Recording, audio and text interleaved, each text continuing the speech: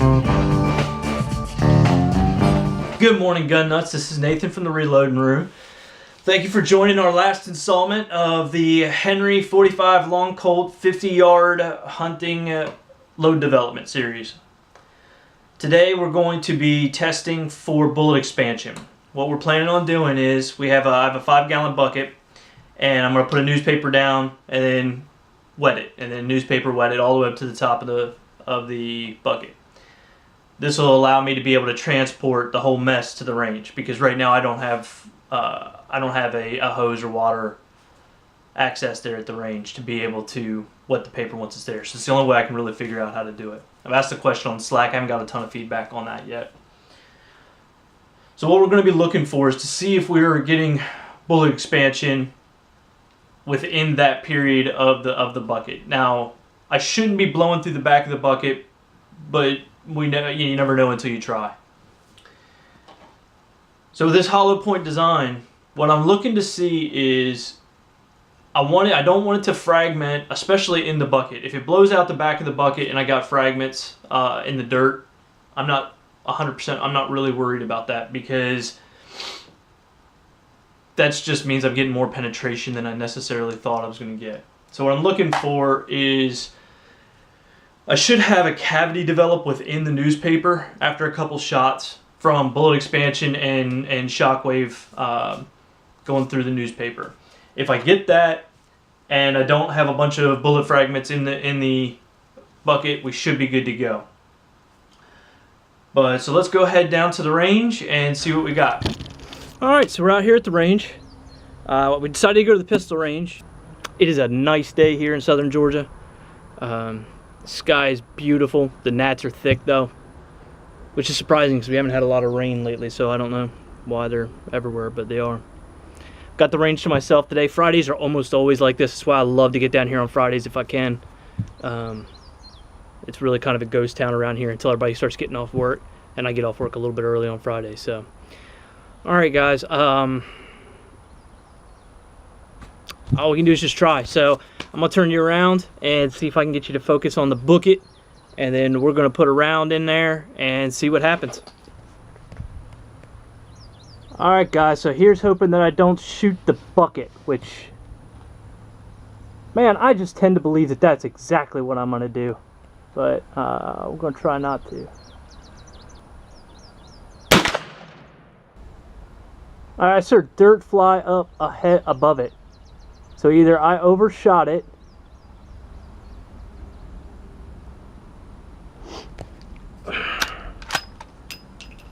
or it shot through the back of the bucket.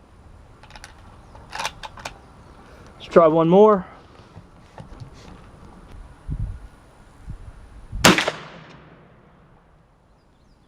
Alright, I think I'm shooting through the bucket, of course. But let's go take a look and see what we got. Alright guys, as I feared, we have a definite rupture on the bucket. It did not make it. How unfortunate. Which means that somewhere inside there should be a nice pretty blue bullet, or at least pieces of one.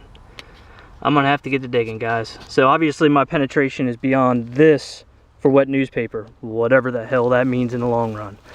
Alright, I'll be back with you as soon as I find some remnants.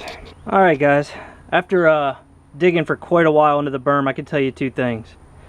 One, I really need to come over here and get a screen and mine that berm some Friday when nobody's down here. And two, if those bullets are in there, that is the most powerful gun in the world, because it shot like, I don't know, through all this and then through at least 6 inches of dirt. And I don't buy that. I think that a concussion and stuff broke that. Look how this is all kind of mangled down in here. I think the concussion broke the bottom of the barrel, and I think I have a bullet in here somewhere. But look at this. I mean, that's a serious amount of damage. So this thing opened up at least some, and I haven't seen any bright blue fragments yet. I found one bright blue fragment in the berm, which suggests to me that, you know, something kind of came through there, but I don't think an entire bullet did. Or if it did, one of them did, but the other one didn't, or something, because I dug quite a while.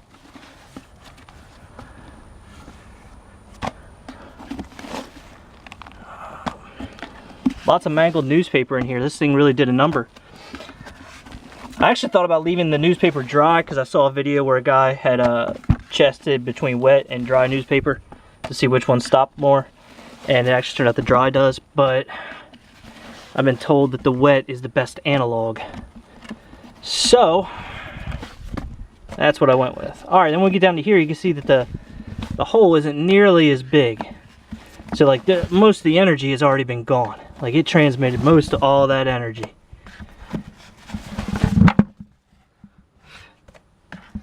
Come on. Son of a... I have no idea, guys, how that thing shot through all that and then disappeared into that berm, unless I'm just not looking right.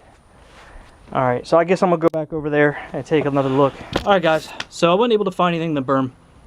I looked up, I looked down, dug in a little bit, best I could. I just can't find it. Either one of them. So I was going to quit.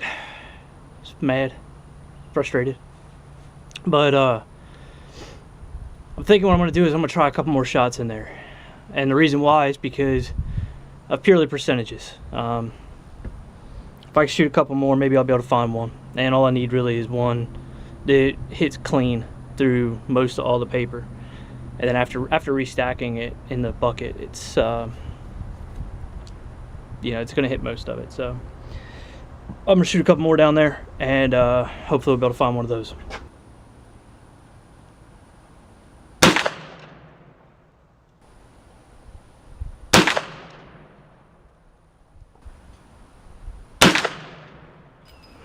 That gives me 3 more. Let me see if I can go find one of those, and I'll be back with you in just a minute. Alright, good nuts. So this is what we got. Once again, not able to find the actual bullet, but I did find some fragments.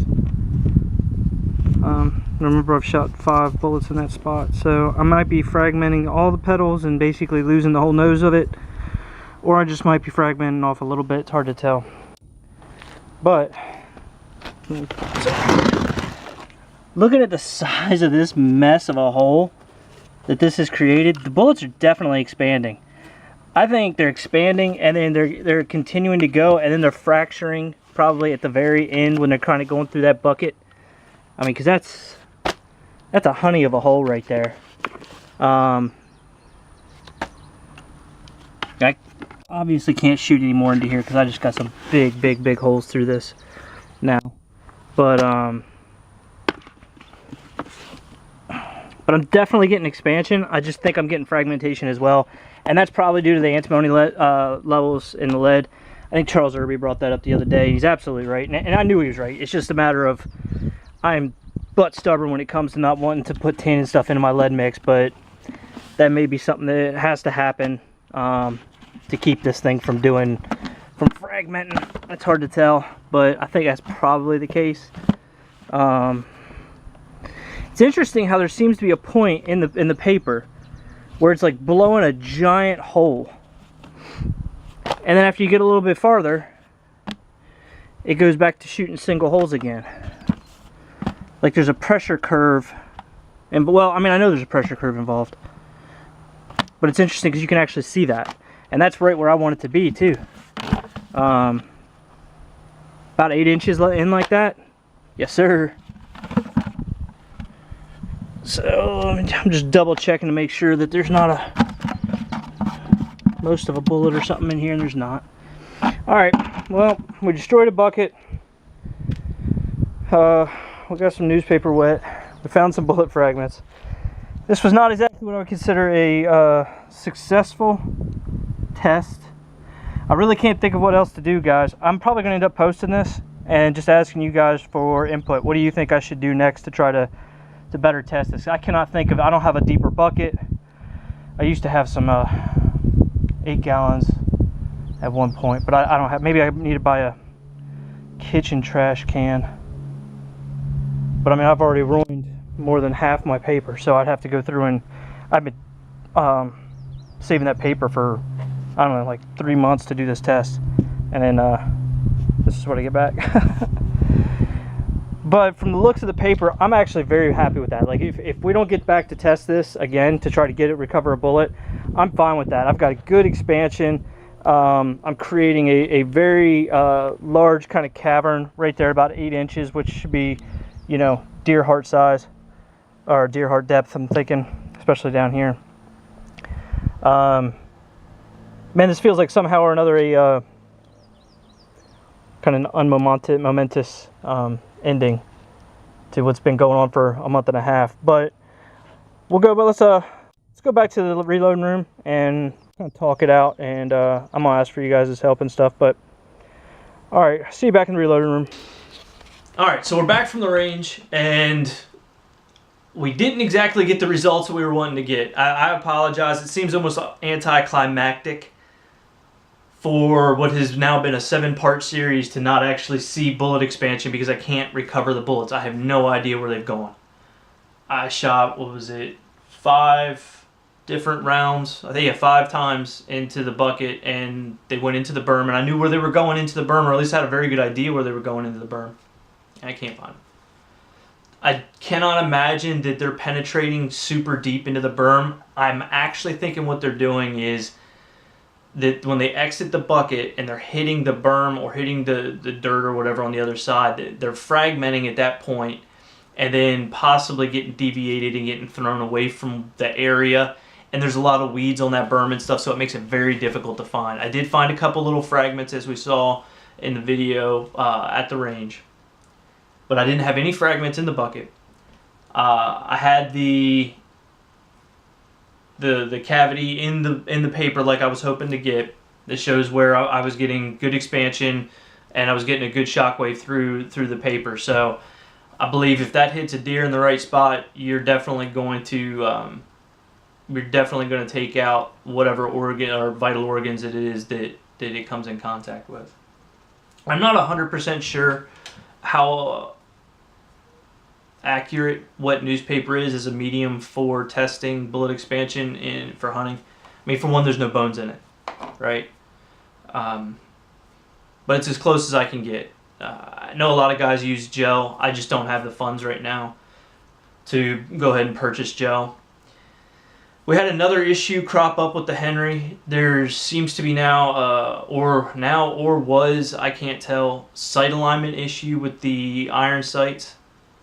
They seem to be canted off to the rear sight seems to be canted off to one side in comparison to the scope rail. So if you look down the scope rail, which is centered up on the receiver, you should be able to look right down the center of the rear sight. You can't. It's off to the side. So I don't know. I have to take a look at this in the future. But guys, so I think what we've done is we've found an accurate load that we really like in the Henry, with the 4227, 21.5 grains of 4227, which is getting us our bullet expansion, even though we don't have proof of it. I'm going to continue to try throughout the next couple months, and when I actually figured out, 'cause right now I don't have newspaper to be able to retest it. So I'm going to retest later on, and when I do, I'll bring you in and show you kind of the end results, and then when we actually take it hunting this fall, I'll bring you in again. So we're not quite done with the series, but we're going to have patience for the next set, because the next couple of videos, because they're going to take some time to get to. In part because I don't have newspaper, and in part because it's not deer season. But that's where we're at right now, guys. I appreciate you coming in for this series. We found a really good load that seems to be very accurate in the Henry. We found some bullet seating issues that we got over top of that. We've got good bullet expansion. We've definitely got good penetration.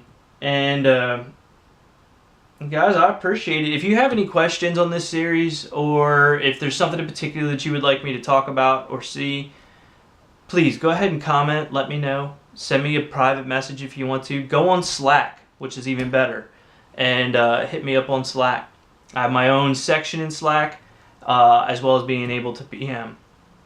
If you want a little bit more in-depth information on the specific videos in this series, I've done two full articles on the Henry on the reloadersnetwork.com. They're companion pieces to the videos. I'm going to be doing another one, and maybe even a fourth one once I actually get to go hunt with the gun. So once I get through all that, so that if you want more information on that, go ahead and take a look at those articles on the reloadersnetwork.com. Take a look at everybody else's articles as well. A lot of guys are posting really good stuff. I know West Desert Shooter's making one right now, or is writing an article right now. JH586SW is writing an article as well, or he's in the beginning stages of writing an article. Charlie Brass Stuffer's always writing articles. Full Lead Taco, I think, has written one or two. Loads of Bacon's writing them. So there's a lot of guys. Eagle Eye Shooting's writing them. So there's a lot of guys out there writing articles on the reloadersnetwork.com. Go check that out. But I appreciate you sitting with me through this, and I look forward to the next video when it comes. Until then, stay safe, have fun. I'll see you when I see you. Later.